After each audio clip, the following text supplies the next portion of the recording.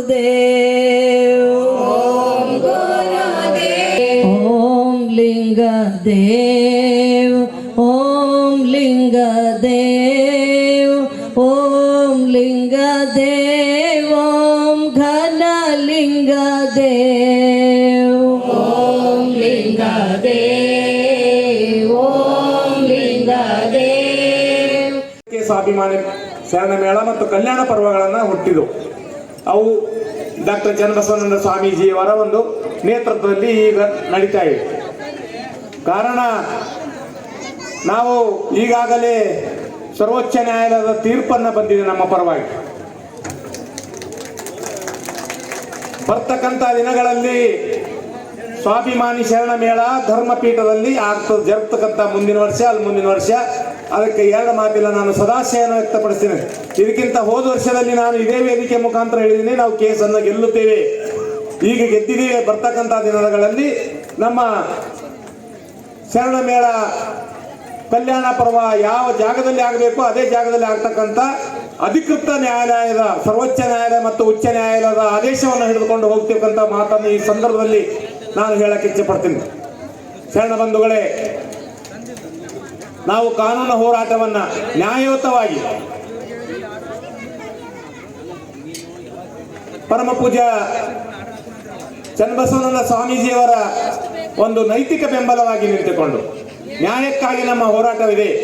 ಯಾವ ಧರ್ಮಪೀಠದ ರೂವಾರಿಗಳಾಗಿದ್ದೀರಿ ನೀವು, ಎಲ್ಲ ಕಾರ್ಯಕರ್ತರ ಮತ್ತು ಸ್ವಾಮೀಜಿಗಳನ್ನು ಗೌರವಪೂರ್ವಕವಾಗಿ ನೋಡ್ಕೊಳ್ಬೇಕಂತ ಆದ್ಯ ಕರ್ತವ್ಯ ತಮ್ಮ ಬೈಲಾಸ್ನಲ್ಲಿ ಇದೆ. ಎಲ್ಲರಿಗೆ ಅವರ ಸ್ಥಾನ ಮಾನ ಗೌರವವನ್ನು ಕೊಟ್ಟು ಪೂಜ್ಯರನ್ನು ನೋಡ್ಕೊಳ್ತಕ್ಕಂಥ ಒಂದು ಮಹತ್ವದ ಜವಾಬ್ದಾರಿ ಧರ್ಮಪೀಠದ ಅಧ್ಯಕ್ಷರ ಮೇಲೆ ಪರಮ ಪೂಜ್ಯ ಲಿಂಗೈಕ್ಯ ಮಾತಾಜಿಯವರ ಒಂದು ನೀಡಿದ್ದಾರೆ. ಆ ಒಂದು ದಿಶೆಯಲ್ಲಿ ತಾವು ನಡೆದುಕೊಳ್ತಾ ಇದ್ದೀರಾ ಅಂತಕ್ಕಂಥ ಒಂದು ಪ್ರಶ್ನೆ ಈ ಸಂದರ್ಭದಲ್ಲಿ ಈ ವೇದಿಕೆ ಮುಖಾಂತರ ಅವರನ್ನು ನಾನು ಕೇಳ್ತೀನಿ. ಇದು ಧರ್ಮಪೀಠ ಯಾರು ಆಸ್ತಿ ಇಲ್ಲ, ರಾಷ್ಟ್ರೀಯ ಬಸವದಳದ ಭಕ್ತರ ಆಸ್ತಿ ಇದೆ ಎಂಬುದನ್ನು ತಾವು ಮನಗಣಬೇಕು. ಇದು ತಮ್ಮ ಮನಸ್ಸಿಗೆ ಬಂದ ಹಾಗೆ ಧರ್ಮಪೀಠವನ್ನು ನಡೆಸ್ಕೊಳ್ಳೋದು ಹಾಗಿಲ್ಲ. ಬೈಲಾಸ್ನಲ್ಲಿ ಕ್ಲಿಯರ್ ಇದೆ. ಒಂದ್ ವೇಳೆ ಧರ್ಮಪೀಠದ ಉನ್ನತ ಸ್ಥಾನದಲ್ಲಿರುವವರು ಅದರ ಅಧ್ಯಕ್ಷರು ಒಂದ್ ವೇಳೆ ತಪ್ಪಿದೆ ಆದರೆ ಪರ್ಯಾಯ ಇನ್ನೊಬ್ಬ ಸ್ವಾಮೀಜಿಯನ್ನ ಧರ್ಮಪೀಠದ ಅಧ್ಯಕ್ಷರನ್ನಾಗಿ ಘೋಷಿಸತಕ್ಕಂಥ ಒಂದು ಹಕ್ಕನ್ನ ಮಾತಾಜಿಯವರು ತಮ್ಮ ಬೈಲಾಸ್ನಲ್ಲಿ ಇಟ್ಟು ಹೋಗಿದ್ದಾರೆ ಅಂತಕ್ಕಂಥ ಮಾತನ್ನ ನಾ ಈ ಸಂದರ್ಭದಲ್ಲಿ ಎಲ್ಲರಿಗೂ ಹೇಳ್ತಾ ಇದ್ದೀನಿ. ಈಗಾಗಲೇ ಸ್ವಾಮೀಜಿಗಳು ಧರ್ಮದ ಬಗ್ಗೆ ನಮ್ಮ ಸಚ್ಚಿದಾನಂದ ಸ್ವಾಮೀಜಿಗಳ ಸಾಹಿತ್ಯ ಮೇಲೆ, ಶರಣ ಸಾಹಿತ್ಯ ಮೇಲೆ ಮತ್ತು ವಚನಗಳನ್ನು ಮಾತಾಡಿದ್ದಾರೆ. ನಾನು ನ್ಯಾಯಯುತವಾಗಿ ಕಾನೂನಿನ ಹೋರಾಟ ನಾವು ಯಾವ ರೀತಿ ಮಾಡ್ತಾ ಇದ್ದೀವಿ ಅಂತಕ್ಕಂಥ ಮಾತನ್ನ ನಾನು ಹೇಳ್ತೇನೆ. ನಾನು ಯಾವುದು ಈ ಸಂದರ್ಭದಲ್ಲಿ ಯಾವುದು ಸುಳ್ಳು ಪೊಳ್ಳು ಹೇಳೋಕೆ ಇಷ್ಟಪಡೋದಿಲ್ಲ, ನಾನು ಹೇಳೋದು ಇಲ್ಲ. ಏನು ಸತ್ಯ ಅದ ಅದನ್ನು ಹೇಳ್ತೀನಿ. ಯಾಕೆಂದರೆ ಇವತ್ತೇನಾಗ್ತಾ ಇದೆ, ನೀವು ಯಾವ ದಿಕ್ಕಿಗೆ ನಡೆದ್ರಿ, ಯಾವ ದಿಶೆಯನ್ನು ಧರ್ಮಪೀಠ ತಗೊಂಡು ನಡೆದಿ ಗೊತ್ತಾ? ಕರ್ನಾಟಕದಲ್ಲಿ ರಾಷ್ಟ್ರದಲ್ಲಿ ರಾಷ್ಟ್ರೀಯ ಒಂದು ಅಭೂತಪೂರ್ವ ಸಂಘಟನೆ ಇದೆ. ಆ ಸಲ ನೋವು ಎಲ್ಲರಿಗೂ ಇರ್ತದೆ, ಆದ್ರೂ ಕೂಡ ಸಕಾರಾತ್ಮಕವಾಗಿ ತಗೊಳ್ಬೇಕು. ಒಂದು ವೇಳೆ ನಮ್ದು ಧರ್ಮನೇ ದೊಡ್ಡದಾಗಿ ಬೆಳೀತಾ ಇದೇನೋ, ರಾಷ್ಟ್ರೀಯ ಬಸವನ ದೊಡ್ಡದಾಗಿ ಬೆಳೀತಾ ಇದೇನೋ, ಈ ಎರಡೆರಡು ಮೂರು ಆಗಬೇಕಾದ ಕಾರಣಗಳು ಆ ಒಂದು ನಿಟ್ಟಿನಲ್ಲಿ ವಿಚಾರ ಮಾಡ್ತಕ್ಕಂಥ ಒಂದು ಸನ್ನಿವೇಶನ ಬಂದಿದೆ. ಅದಕ್ಕೆ ಆ ಒಂದು ನಿಟ್ಟಿನಲ್ಲಿ ನಾವು ಬರ್ತಕ್ಕಂಥ ದಿನಗಳು ಇದೇ ವೇದಿಕೆ ಮೇಲೆ ನಾನು ಕೇಸನ್ನ ಮಾನ್ಯ ಸರ್ವೋಚ್ಚ ನ್ಯಾಯಾಲಯದ ಕೇಸನ್ನು ಈಗಾಗಲೇ ಗೆದ್ದಿದ್ದೀವಿ ನಾವು.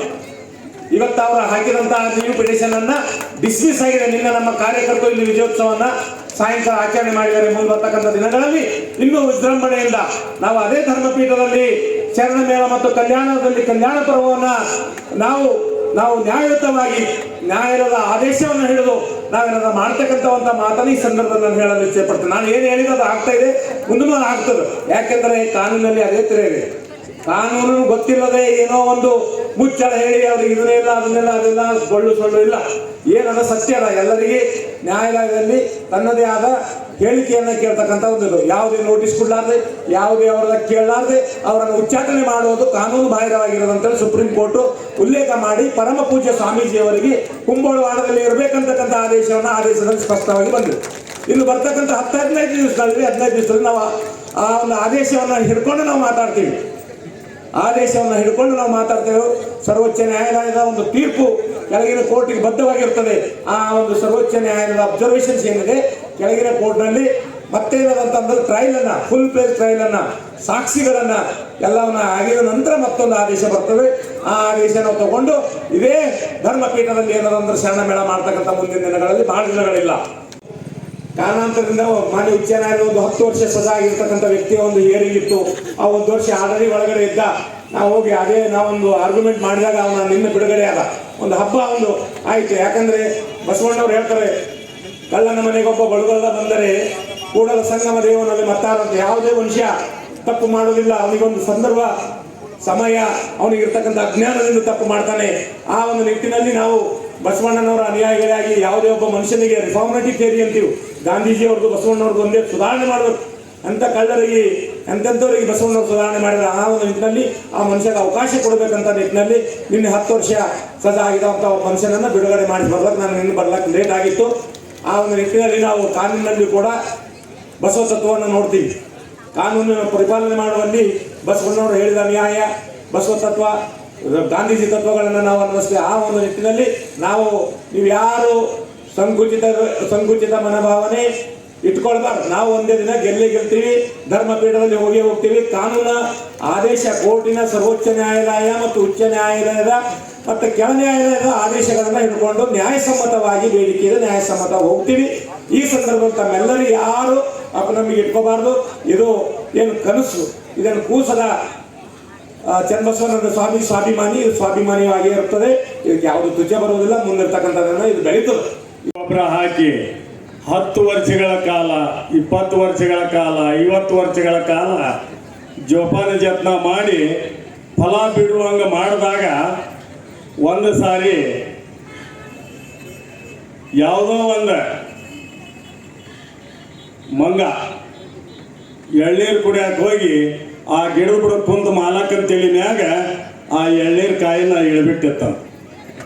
ಅವಾಗ ಆ ನೀರು ಗೊಬ್ಬರ ಹಾಕಿ 50 ವರ್ಷ ಜೋಪಾನ ಜತ್ನ ಮಾಡಿದಂಥ ಆ ಜಮೀನ್ದಾರ್ಗೆ ಅತೀವ ನೋವಾಗ್ತದೆ.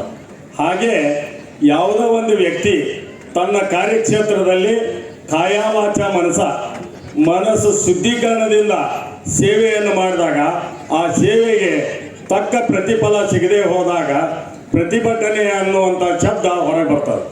ಇವತ್ತು ಕಿತ್ತೂರಿನ ಸಂಸ್ಥಾನ ಇರ್ಬೋದು, ಕೆಳದಿಯ ಸಂಸ್ಥಾನ ಇರ್ಬೋದು, ಬಿಜ್ಜಳನ ಸಂಸ್ಥಾನ ಇರ್ಬೋದು, ಚಾಲುಕ್ಯರ ಸಂಸ್ಥಾನ ಇರ್ಬೋದು, ವಿಜಯನಗರದ ಸಂಸ್ಥಾನದಲ್ಲಿ ಕೆಲವು ಜನ ಊರಿಗೆ ಒಬ್ಬೊಬ್ಬರು ಸೈನಿಕರು ಇರ್ತಿದ್ರು. ಇಡೀ ಊರಿನ ಮಂದಿ ಎಲ್ಲರೂ ಸೈನಿಕರಾಗ್ತಿದ್ದಿಲ್ಲ. ಯಾರಲ್ಲಿ ಸದೃಢವಾದಂಥ ಆರೋಗ್ಯ ಇರ್ತಿತ್ತೋ, ಯಾರಲ್ಲಿ ವೈರಿಯನ್ನ ಎದುರಿಸಿ ನಿಲ್ತಾನೆ ಅನ್ನುವಂಥ ಶಕ್ತಿ ಇರ್ತಿತ್ತೋ ಅಂಥವ್ರನ್ನ ಮಾತ್ರ ಸೈನ್ಯದೊಳಗೆ ಭರ್ತಿ ಮಾಡ್ಕೊತಿದ್ರು. ಇವತ್ತು ನಮ್ಮ ಚನ್ನಬಸವಾನಂದ ಅಪ್ಪಗಳು ಇಲ್ಲಿ ಕುಂತಂಥ ಎಲ್ಲರನ್ನ ನಮ್ಮ ಸೈನಿಕರನ್ನಾಗಿ ಸ್ವೀಕರಿಸ್ಯಾರ. ನಾವು ಇಷ್ಟ ಜನ ಸಾಕ ನಮ್ಮ ಗೆಲುವು ಸಾಧಿಸೋದಕ್ಕೆ. ಅದಕ್ಕೆ ಬಸವಾದಿ ಶರಣರು ಯಾವತ್ತು ಅಹಿಂಸೆಯಿಂದ ಸಾಧನೆಯನ್ನು ಮಾಡಿದವರು. ಅಪ್ಪುಗಳು ಇವತ್ತು ಅವರು ಕೂಡ ಅಹಿಂಸೆಯಿಂದ ನ್ಯಾಯಯುತವಾದಂಥ ಒಂದು ನ್ಯಾಯಾಲಯದ ಆದೇಶವನ್ನು ಕಾಯ್ತಾ ಇದ್ದಾರೆ. ಮತ್ತು ನಾನು ಕೂಡ ಮೊನ್ನೆ ಮಾನ್ಯ ರಾಜ್ಯದ ಮುಖ್ಯಮಂತ್ರಿಗಳ ಗಮನಕ್ಕೆ ಅಪ್ಪುಗಳ ವಿಷಯ ತಂದೇನೆ.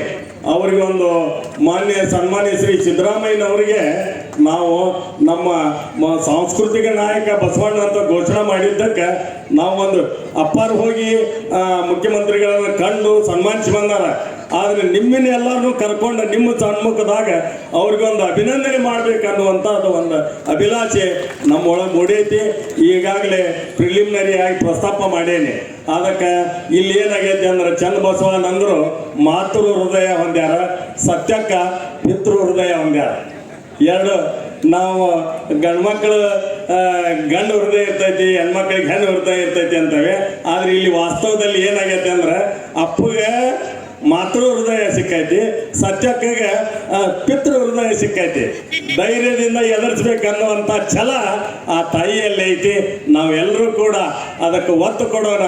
ಹುಬ್ಳಿ ಧಾರವಾಡದಲ್ಲಿ ಅಪಾರ ಮಾರ್ಗದರ್ಶನದಂತೆ ಕೆಲಸಗಳನ್ನು ಮಾಡ್ತಾ ಇದ್ದೇವೆ.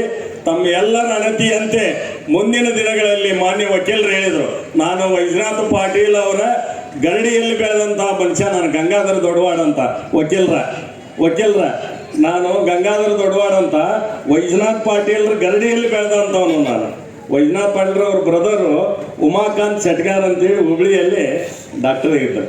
ವೈಜನಾಥ್ ಪಾಟೀಲ್ ಅವರ ವಿಷಯ ಪ್ರಸ್ತಾಪ ಮಾಡಿದಾಗ ನಾನು ಅವ್ರನ್ನ ಸ್ಮರಿಸ್ಕೊಂಡೆ. ಹೀಗೆ ನಮ್ಮ ಈ ಸ್ವಾಭಿಮಾನಿ ಶರಣ ಮೇಳದಲ್ಲಿ ಇವತ್ತು ನಾವು ಏನು ಅಪಾರ ಗೋಚಾರ ಏನು ನಿರ್ಣಯ ತಗೊಂಡಾರ ಅದಕ್ಕೆ ಇಡೀ ಕರ್ನಾಟಕದ ಇಡೀ ಭಾರತ ದೇಶದ ಬಸವಾಭಿಮಾನಿಗಳು ಚನ್ನ ಬಸವಾನಂದ ಅಪ್ಪಗಳ ಹಿಂದಿರ್ತೇವೆ ಅನ್ನೋದಕ್ಕೆ ನಾನು ಕೂಡ ಇಲ್ಲಿ ಪ್ರಮಾಣ ಮಾಡ್ತಾ ಇದ್ದೇನೆ. ಅವರ ಒಂದು ಸಂಕಲ್ಪದಂತೆ ಮುಂದಿನ ದಿನಗಳಲ್ಲಿ ಯಾವ ಪೀಠಕ್ಕೆ ಅಪ್ಪಗಳು ಕುಂತು ಕಾರ್ಯಕ್ರಮಗಳನ್ನು ಮಾಡಬೇಕಾಗಿತ್ತು ಅದೇ ಪೀಠದಲ್ಲಿ ಅವ್ರನ್ನ ಪ್ರತಿಷ್ಠಾಪಿಸಿ ಕಾರ್ಯಕ್ರಮ ಮಾಡೋದಕ್ಕೆ ನಾವೆಲ್ಲರೂ ಕೂಡ ಸನ್ನದ್ಧರಾಗೋಣ ಅಂತ ಹೇಳ್ತಾ, ಬಸವಣ್ಣನವರು ತಮ್ಮ ಜೀವಿತ ಕಾಲದಲ್ಲಿ ಏನು ಒಂದು ಕೆಲಸವನ್ನು ಮಾಡಿದ್ರು ಆ ಕೆಲಸಕ್ಕಾಗಿ ಇವತ್ತು ನಾವು ನೀವು ಎಲ್ಲ ಕೂಡಿ ಏನು ಮಾಡೋಣ ಅಂದ್ರೆ ಪ್ರತಿಯೊಂದು ಆಮಂತ್ರಣ ಪತ್ರಿಕೆ ಇರಲಿ, ಜಾತ್ರಾ ಮಹೋತ್ಸವದ ಪತ್ರಿಕೆ ಇರಲಿ, ಕರಪತ್ರಿಕೆ ಇರಲಿ, ಎಲ್ಲ ಕಡೆ ನಾ ಚನ್ನ ಬಸವನಂದ ಅಪ್ಪುಗಳಲ್ಲಿಯೂ ವಿನಂತಿ ಮಾಡ್ತಾನೆ. ಅದಕ್ಕೆ ಲಿಂಗಾಯತ ಶಿಲ್ಪಿ ಅಂತ ಹೆಸರನ್ನು ಕೊಟ್ಟು ಬಸವಣ್ಣನ ಹೆಸರನ್ನು ಬರೆಯೋಣ.